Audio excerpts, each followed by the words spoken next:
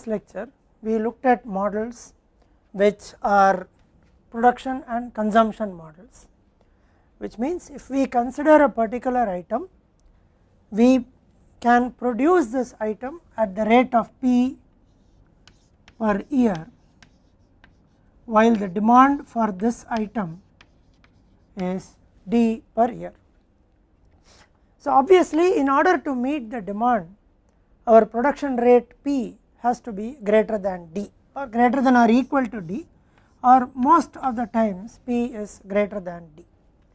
So, when P is greater than D, we produce this item, and while we produce we also consume, and since the production rate is higher than the consumption rate, there is an inventory buildup at the rate of P minus D here, and we produce up to a particular time T1, and then we stop production and consume from the inventory that has been built up. So, we stop production here after T1, this is time, this is inventory, but this graph is for the item and not for the facility that is producing the item. So, as far as the item is concerned, inventory is built up at the rate of P minus D for a period T1, production stops, and then this inventory is consumed at the rate of D till the inventory position reaches 0, then the cycle starts all over again. So, once again from here it is again produced for a period T1 and again consumed for a period T2 and so on.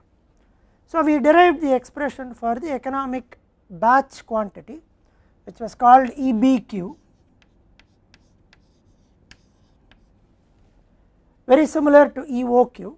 We also said that there is a setup cost that is involved every time we start producing it, because if we draw a similar figure for the facility that is producing, then the facility is busy making this item up to period T1, and then the facility again starts making this item once again at this point and is busy for a period T1. So, in some sense the facility is not busy with respect to this item for this period T2, and if we assume that the facility will be used to produce some other item, then while coming back to this item at this point in time we need to change over, and therefore there is a changeover cost or a setup cost which was denoted by C naught to be consistent with the earlier notation. So, we derived expressions for the economic batch quantity. Now, we will look at what happens to the economic batch quantity if we allow back ordering. In the earlier version or in the earlier model, we did not allow back ordering. So, we started producing as soon as the stock reaches 0. So, there is no back ordering. Now, if we allow back ordering for the same item, now this is time, this is inventory. Let us assume that the inventory is at 0. So, we produce as well as consume.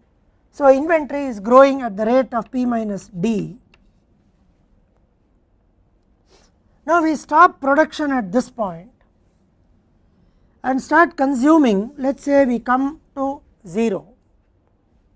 Unlike the earlier model, we allow a certain back order in this case. So, we do not produce immediately, we allow a certain back order and then start producing at this point. So, production once again begins at this point, this is parallel to this, and then once again we consume. So, this will be parallel to this and so on. So, now let us define certain notation for this. So, let us call this as T2 is the period where it is produced and consumed and there is a positive inventory buildup. Production stops here. So, there is a period T3 where the available inventory is consumed. So, at this point the inventory becomes 0. Then there is a back order that is built up Now that happens for a period T4 where there is no production, there is consumption but there is no stock to consume, therefore there is back order. And then once a back order is built up here, we start producing here, which means there is a back order. We produce first for a period T1, produce and consume for T1 and also to meet the back order, and at this point the stock becomes 0. Then there is a positive inventory buildup which goes on. So the cycle essentially is from here to this point, which we can call as capital T, which is the cycle. So the cycle comprises of 4 time periods T1, T2, T3 and T4, where there is production during periods T1 plus T2 and there is consumption for periods T3 to T4. So this is a production consumption model with back ordering. Let us also add some more notation to it. Inventory is built up at the rate of P minus D here, it is consumed at the rate of D here, it continues to be consumed at the rate of D here and is once again built at the rate of P minus D in the other case.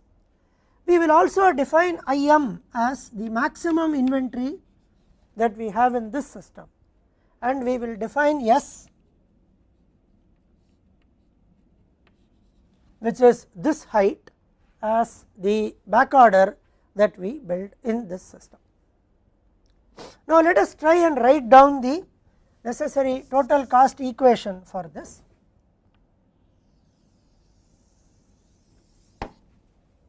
There are 3 costs. There is a cost of setup, there is a cost of inventory and there is a cost of shortage. So if we produce in this cycle T, if we produce a quantity Q, let Q be the quantity that is produced. So total cost is made up of 3 terms, which is the setup cost, the inventory holding cost as well as the back order cost. Now the cycle time is T and every time we produce a quantity Q. So number of times we set up will be D by Q, that is the number of times this item is set up in a year is D by Q, because D is the annual demand. C naught by our definition is the setup cost. So D by Q C naught is our total annual setup cost. Then we have to model the inventory holding cost as well as the back order cost. So we said the total inventory that is held in a cycle is the area under this curve, which is half into base into height. So half into IM into T2 plus T3, that is the total inventory. So total inventory held as half into IM into T2 plus T3, but in every cycle the cycle length is capital T. So this much inventory is held for a period T2 plus T3, 0 inventory is held for the period T1 plus T4. So average inventory will be half into IM into T2 plus T3 plus 0 into this divided by capital T. So we get divided by another capital T. Average inventory is total inventory by time. So total inventory of half into IM into T2 plus T3 is the total inventory held, that is held for a time period T2 plus T3. 0 inventory is held for the period T3 plus T4. So total inventory is half into IM into T2 plus T3. Total time is T1 plus T2 plus T3 plus T4, which is capital T. So average inventory is so much. So average inventory into CC, which is the cost of holding this average inventory. So this is the inventory holding cost, plus we have the back order cost. So total quantity back ordered is area of this triangle, which is half into S into T1 plus T4. So plus half into S into T1 plus T4. Now, if we look at this cycle, this is the total back order quantity. So, that is held for a period T1 plus T4. Back order is 0 for a period T2 plus T3. So, total average back order is half into S into T1 plus T4 divided by T1 plus T2 plus T3 plus T4, which is capital T. So, divided by capital T. So, this is the total, this is the average back order that is held in a cycle or at any point in time. So, that is multiplied by Cs, which is the back order cost. So, we should also note that back order cost Cs and inventory holding cost Cc have the same unit of rupees per unit per year. So, Cs is also rupees per unit per year back ordered. This is the average back order quantity at any point in time. So, this is the function that we have to optimize, but then this function has several unknowns. So, Q is an unknown, Im is an unknown, T1, T2, T3, T4 and T are all unknowns, S is also an unknown. What are known to us are D, C naught, Cc, Im is also an unknown, Cc and Cs are the known quantities. Now, from this diagram we also realize that several of these unknowns are related to each other. Therefore, we try and get equations relating these unknowns and try to reduce the expression in terms of two unknowns, which are Q and S, as we did in the earlier models, and then try and partially differentiate with respect to Q and S. So, first we have to write a whole lot of them in terms of the other known and unknown quantities. So, from this particular figure, now first thing is we can write a few equations. Now, we have this quantity which is Im, which is the maximum inventory, Im will be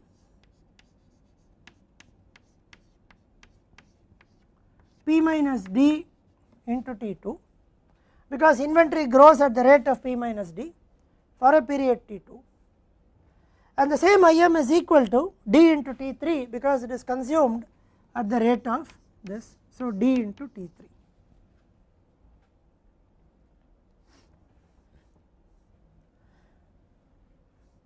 Now, S, which is the quantity that we have here.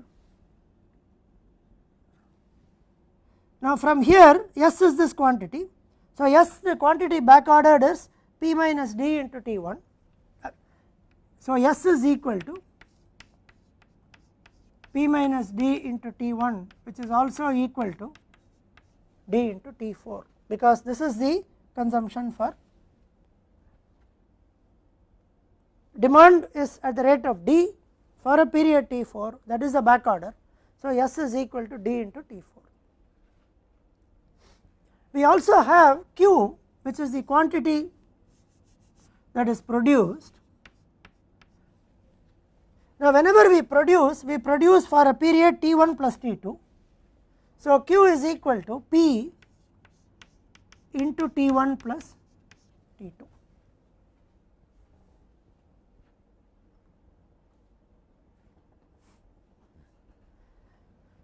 And in a cycle, for example, the cycle starts, this is a cycle and there will be one more cycle here. So, whenever the cycle starts, actually the inventory is 0. Therefore, what is produced in the cycle is consumed in the cycle. Therefore, Q is also equal to D into T. Q is also equal to D into T.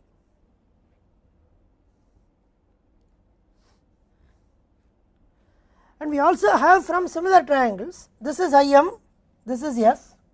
So, Im by S is equal to T3 by T4. So, Im by S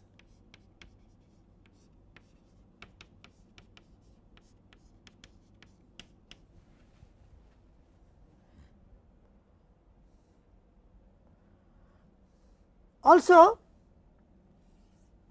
this is T1, this is T2. So, once again from this similar triangles Im by S is equal to T2 by T1. Im by S is also equal to T2 by T1.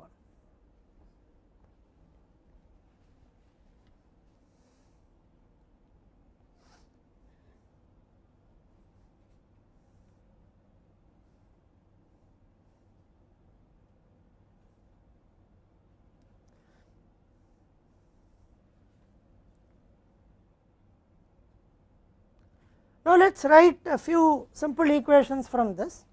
So, from this we can write, now these are all the relationships.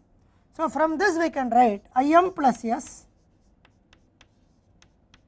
is equal to, now Im plus S is equal to P minus D into T1 plus T2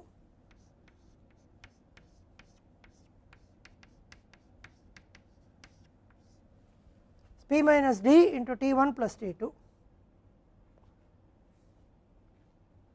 Now T1 plus T2 is equal to Q by P. So, this is equal to P minus D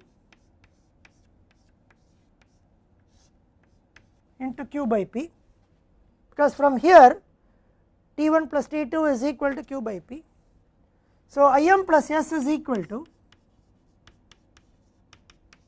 Q into 1 minus D by P. Now, this is a very important equation which we will use to relate Im, S and Q. So, this is one important relationship.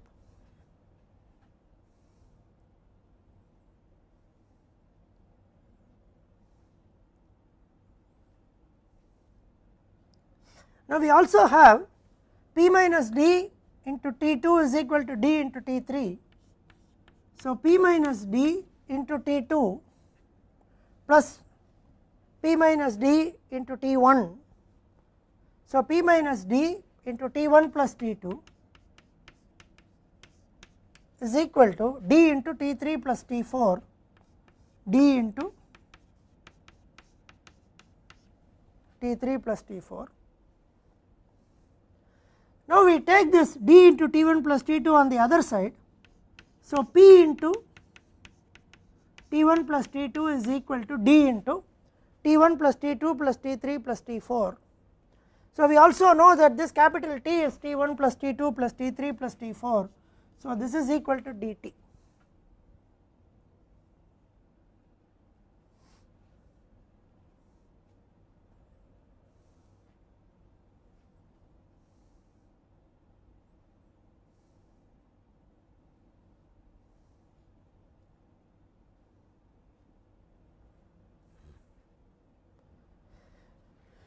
From this we can also write another thing. So, if A by B is equal to C by D, each is equal to A plus B by C plus D, that is one thing. We can also do one more thing here, which is Im plus S, add 1 to everything. So, Im plus S by S is equal to T3 plus T4 by T4, which is equal to T1 plus T2 by T1.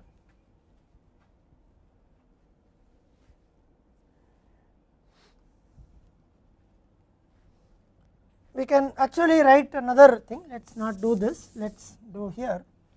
So, this is equal to T2 plus T3 by T1 plus T4 is equal to Im plus S.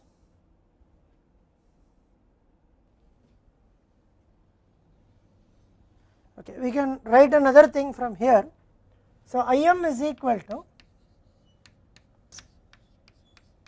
P minus D into T2, which is equal to D into T3. So, this is P T2. So, from this P into T2 is equal to D into T2 plus T3. So, P into T2 by T is equal to D into T2 plus T3 divided by T. So, we have an expression for T2 plus T3 divided by T here. We also need an expression for T1 plus T4 divided by T, which comes from P minus D into T1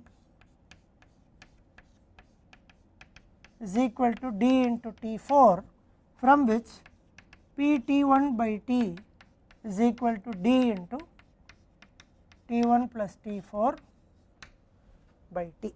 So, we have that.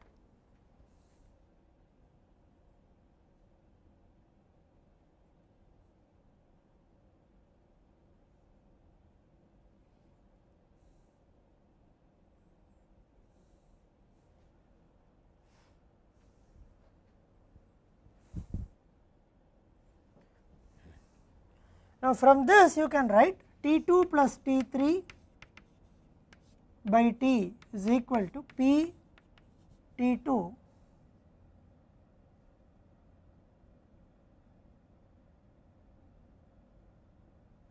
by dt.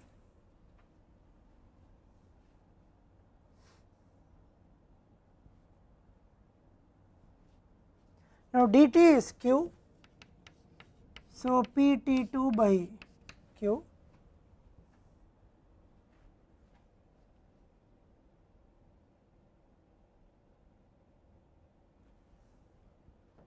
now we also have from here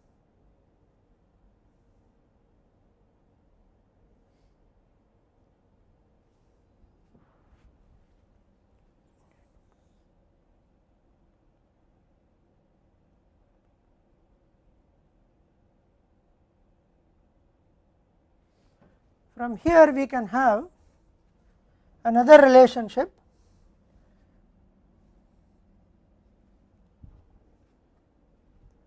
T2 plus T3 by T is P T2 by T.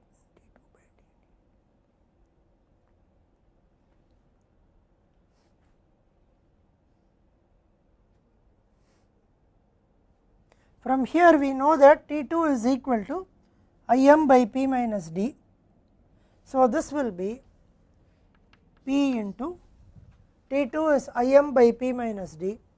So, P Im by Q into P minus D. Similarly, T1 plus T4 by T will be equal to P T1 by dt, which is P T1 by Q, which is P Im. Now, from here T1 is equal to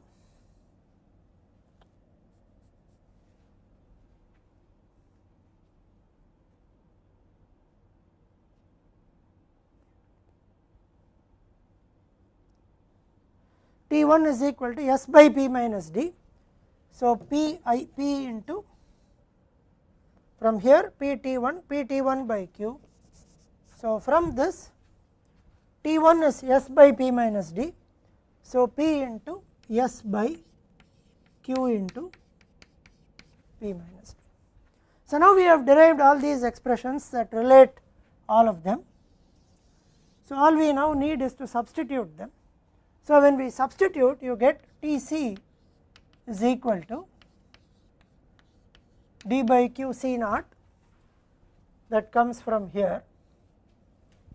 Then we have half into Im into T2 plus T3 by T into Cc. So, half into Im into T2 plus T3 by T into Cc. So, Im into Cc into T2 plus T3 by T, which is P Im by Q into P minus D. This is written as Im into Im divided by Q into 1 minus D by P. This P is brought back into the denominator as division by P. So, you get 1 minus D by P plus half into, now the third term, half into S by T into Cs. So, T1 plus T4 by T we write from here. So, we have S by 2 into Cs plus half S into Cs, S by 2 into Cs into T1 plus T4 by T, which is Ps by Q into P minus D. So, this is written as once again into S by Q into 1 minus D by P. Now, we have written this on simplification will give us d by q C naught plus C c by 2 I m square by q into 1 minus d by p plus half into C s into s square by q into 1 minus d by p. Now, we still have 3 variables here which are I m, q and s. Now, these 3 are also related and we have the relationship which is I m plus s is equal to q into 1 minus d by p. So, now we go back and substitute for I m as q into 1 minus d by p minus s. So, this will become d by q C naught plus C c by 2 into 1 minus d by p. Now, I m square will become q into 1 minus d by p minus s the whole square. So, this is q into 1 minus d by p minus s the whole square by q plus half into C s into s square by q into 1 minus d by p. So, now this is written in terms of only 2 variables which are q and s. Now, we have this expression, we can partially differentiate this expression with respect to s first and then get an equation or value for s, and then we partially differentiate this with respect to q and then substitute the value for s and try to get the final one. Then we have a very lengthy derivation which can be done. So, when we partially differentiate this with respect to s and set it to 0, dou T c by dou s equal to 0 would give us, these are the 2 terms where we will have s. Finally, we will have an expression s is equal to q c c into 1 minus d by p, q c c into 1 minus d by p divided by C c plus C s, and then we have to partially differentiate this with respect to q, and q actually comes in all the 3 terms, and then we need to substitute for this s into that and solve it. We will finally get q is equal to root over 2 d C naught into C c plus C s by C c C s into 1 minus d by p. So, this will be the final expression for q as well as for s. This will give s is equal to q c c into 1 minus d by p C c plus C s. Now, once we know all the values of s and q, we can calculate s and q because all the other things are known, and once s and q are known, we can go back and calculate T1, T2, T3, T4 and the total cost and so on. So, that is how this formula works. So, let us take a numerical example and show what is the effect of this. Take a small example. In fact, we consider the same example that we used for the earlier model. The earlier model does not involve back ordering. This model involves back ordering. So, we take the same numerical illustration and then we give a value for Cs and find out what happens to the total cost as well as to the economic batch quantities. So, we go back and work out the same problem as such. So, we consider D is equal to 10,000,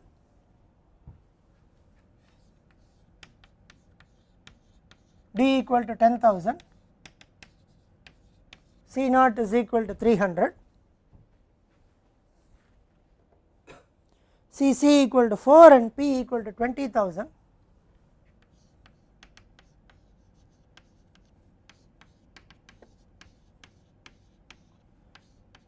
Now, in addition we consider Cs, which is the shortage cost in this case. So, Cs is equal to rupees 25.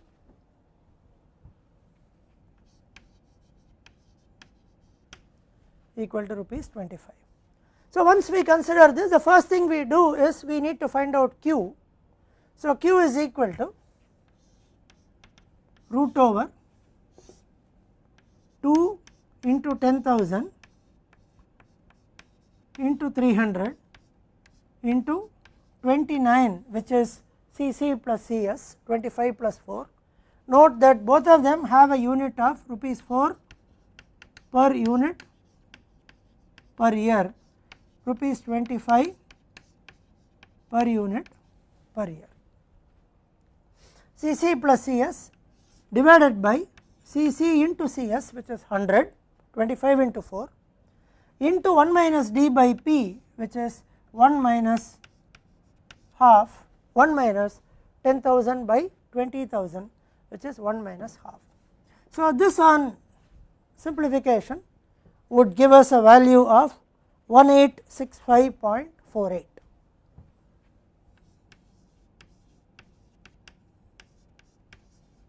$1865.48 is what we get for this. And then we also have S. The moment we know Q, we can get S. S is equal to QCc into 1 minus d by P divided by Cc plus Cs.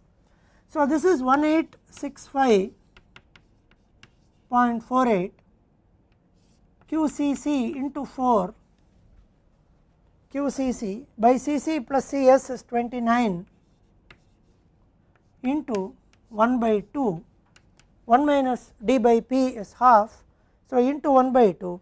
So, this gives us S equal to 128.65.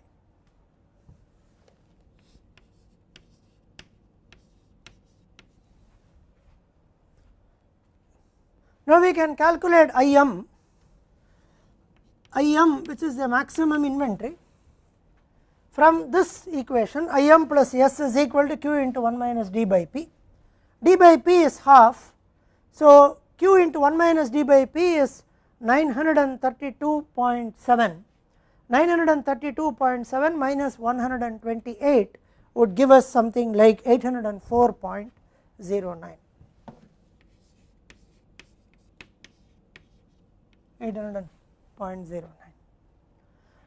Now, once we know Q, S and IM, we can substitute here to get the total cost, or we can substitute either here or here, they are one and the same. So, this is easy to substitute here or here to get the total cost, and the total cost for this would come to, on substitution, the total cost would come to 3216.38. 3216.338.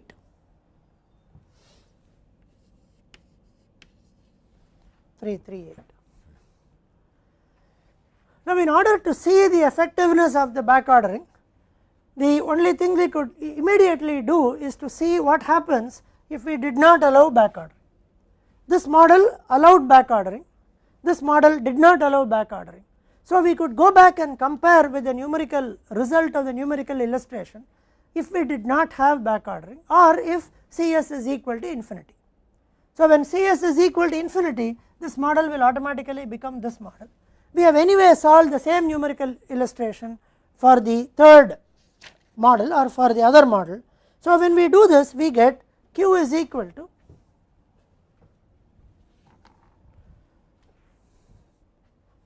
1732.05. I am just writing the value here. Now, this is the economic batch quantity when we did not allow back ordering, or when Cs is equal to infinity.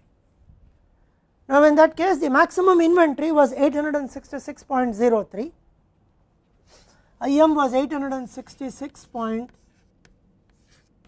3403 in that case, and total cost in that case was 3464.10.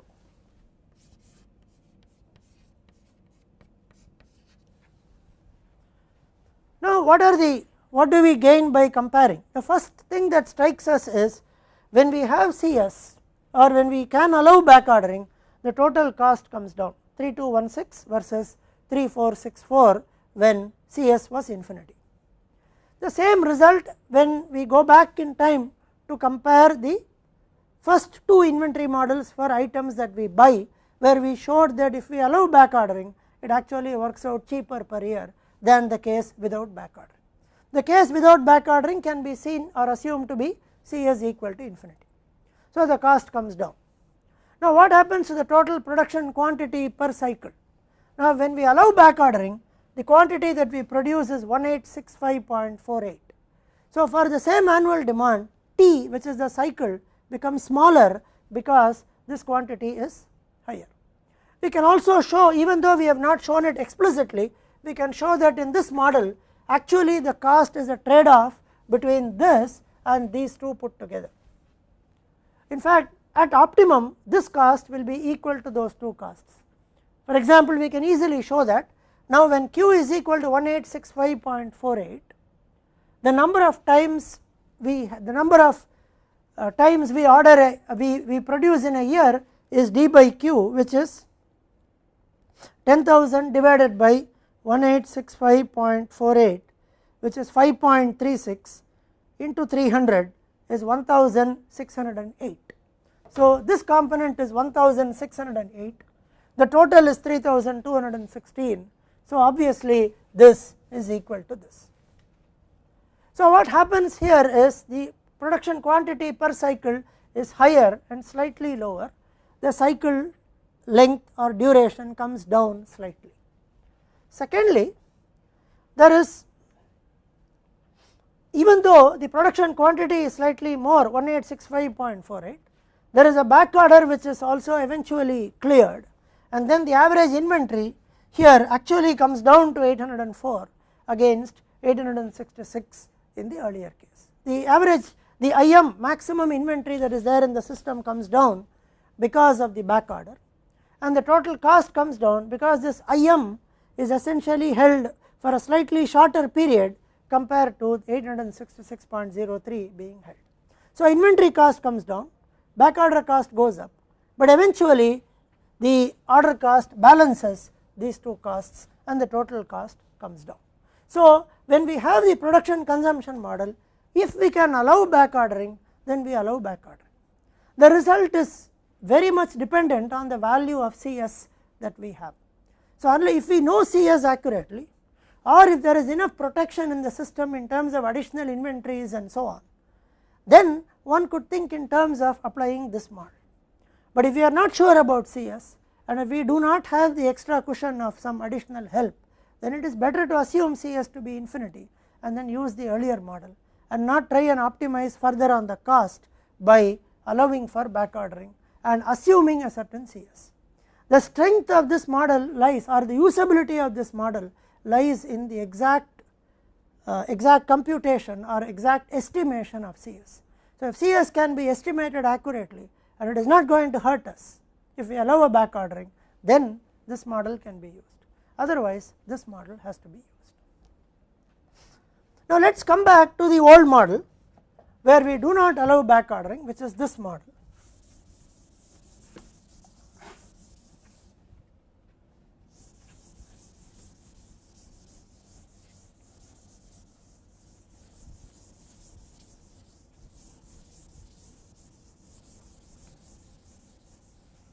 And let us do a few more things.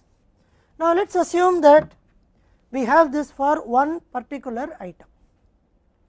Now, when we worked out this model, we also said that for a particular item, the production starts from here, stops at time period T1, there is an inventory build up, then the production for that item stops.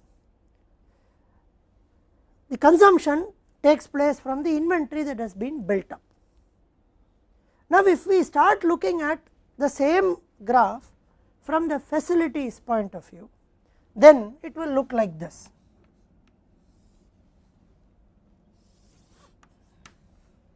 Now from 0 to T1 I am producing this item. Right now I do not do anything, then once again from here I produce this item and so on. Now for this period T2, where we consume from the built up inventory, earlier I had mentioned that it is quite likely that this will not be kept idle and this will be producing some other item. So let us assume that it produces a second item, and then so let us assume that the second item actually starts from here and the second item cycle is this. So which also means that the second item's next cycle will be like this. Now if you consider two items, the yellow is the second item, the white is the first item. Now once again the second item is produced up to a certain time period, and then from this period to this period at the moment our equipment can be idle. So what we do is we produce a third item, let us say that we have here. So the third item comes from here and say the third item is produced up to this. So the third item is produced up to this. So once again the cycle now comes here, maybe for this period the facility is idle and then the next cycle begins. So if we look at this facility and 3 items, this is how the utilization of the facility will look like. Now we also said that when we set this product, this item again, there is going to be a setup cost, the cost to change over from this to this. When we make a second cycle of the yellow, which is the second item, there will be a cost to change over from white to yellow. But we also have to note that in addition to the changeover cost, there is also a changeover time. So we have to assume now that this gap now has to be utilized for this cycle to be effective.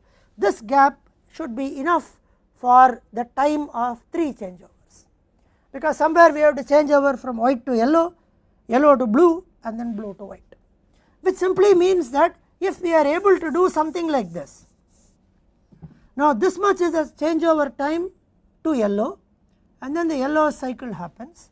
Now this much is the changeover time for the blue, then the blue cycle happens, and then this much is the changeover time once again for white and the white setup happens.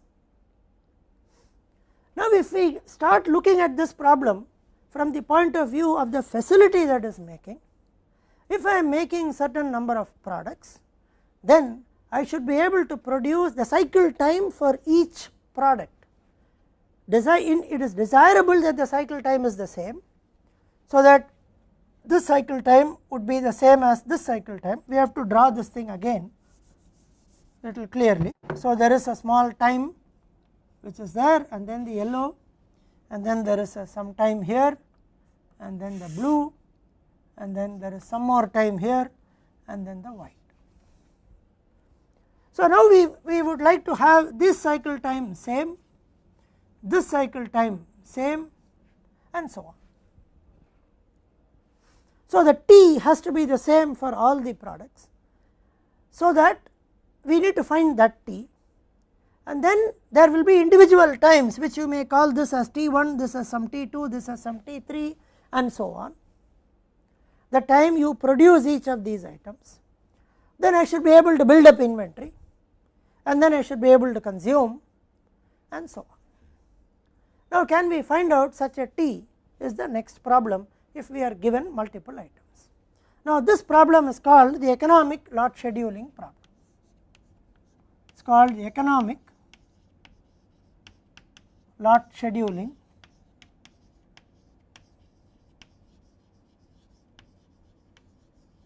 problem. It is called the economic lot scheduling problem, and then we will try and formulate this economic lot scheduling problem and try to solve it.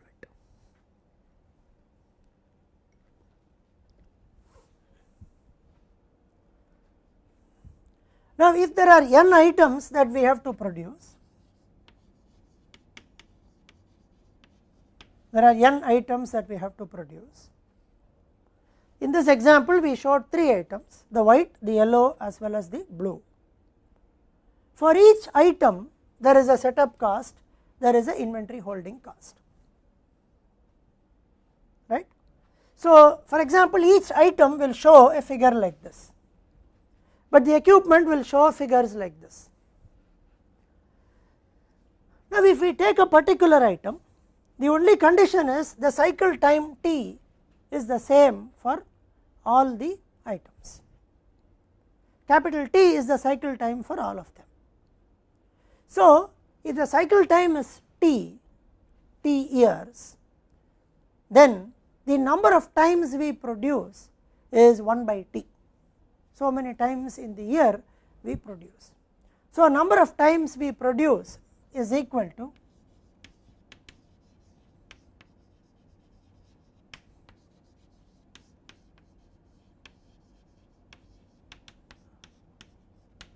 is equal to 1 by T. The production quantity is the total demand divided by number of times you produce.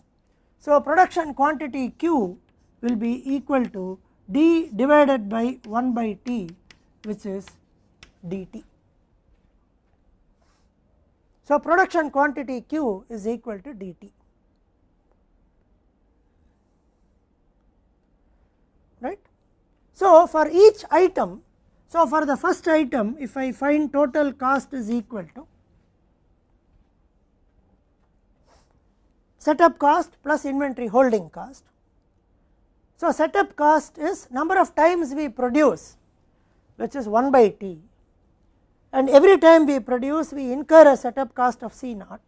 So, for a particular item, let us say TC1 or TCJ for the jth item, then the number of times we produce will be 1 by T. So, C naught by T is the total setup cost that we will have. Now, if C naught is the same for all the items, then we call it as C naught. If the jth item has C naught j, then this is the total setup cost for the jth item, C naught j by 2. Now, what is the inventory holding cost? The inventory holding cost is the average inventory into CC. Average inventory from here was IM by 2, IM by 2, total inventory is half into base into height. So, IM by 2 into T1 plus T2 divided by T, which is IM by 2 into CC. So, this is IMJ by 2 into CC of J, carrying cost of the jth item. We also know from this IM is equal to P minus D times T1 for this item, and it is equal to D into T2 for this item. So, from here we also know that IM is equal to Q into 1 minus D by P, because P minus D IM is equal to P minus D into T1, which is here, which is equal to D into T2 that we have here. So, IM by, and from similar, so from this we have IM is equal to the rate at which the inventory grows, which is, and Q is equal to D into T or D into T1 plus T2. So, from this we would have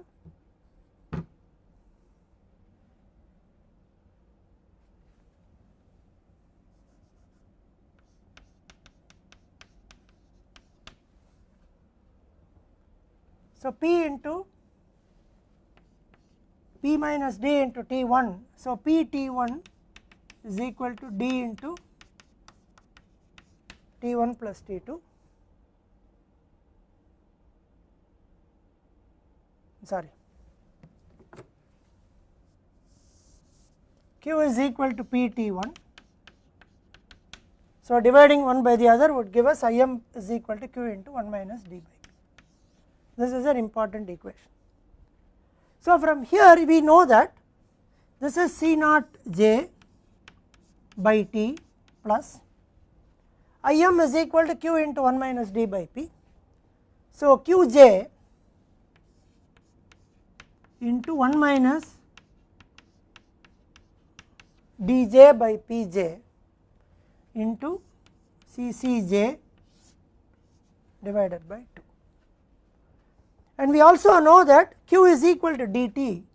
So, C naught j by t plus qj is dj t into 1 minus dj by pj into cc divided by 2.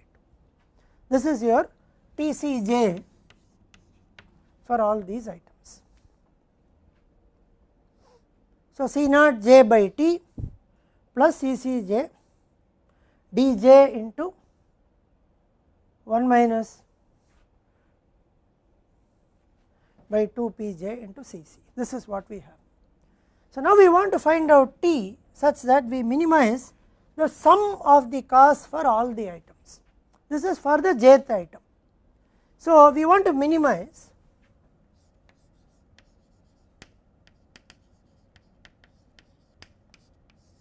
summed over j for all the items, C naught j by t plus dj t 1 minus dj by pj cc divided by 2. So, we want to find out a t such that we minimize this.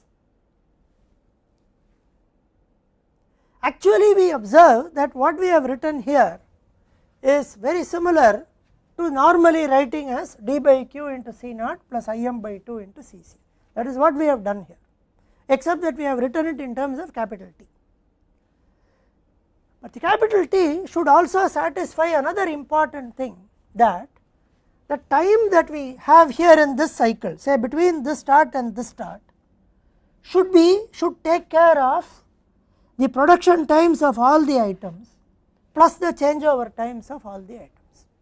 So, the cycle should satisfy an additional constraint, that it should be able to take care of all the production times as well as all the setup times. So, subject to the condition sigma, if kj is the setup time for the jth item, note that C naught j is the setup cost for the jth item, kj is the setup time for the jth item, plus what is the production time for all of them? Production time, production quantity is qj, qj is equal to p into T1, T1 is the production time. So, Pj into T1, so T1 is equal to Qj by Pj. So, production time is Qj by Pj, and Qj is dTj. So, this is dTj by Pj is less than or equal to cap dj into t by pj is less than or equal to t. So, this is the objective function, this is the constraint. The only catch in this constraint is we have to rewrite this constraint because the t term is here as well as here. Plus, of course, we have a situation that t greater than or equal to 0. Now, this problem is called the economic lot scheduling problem. In the next lecture, we will see how we solve this problem to get the optimum values of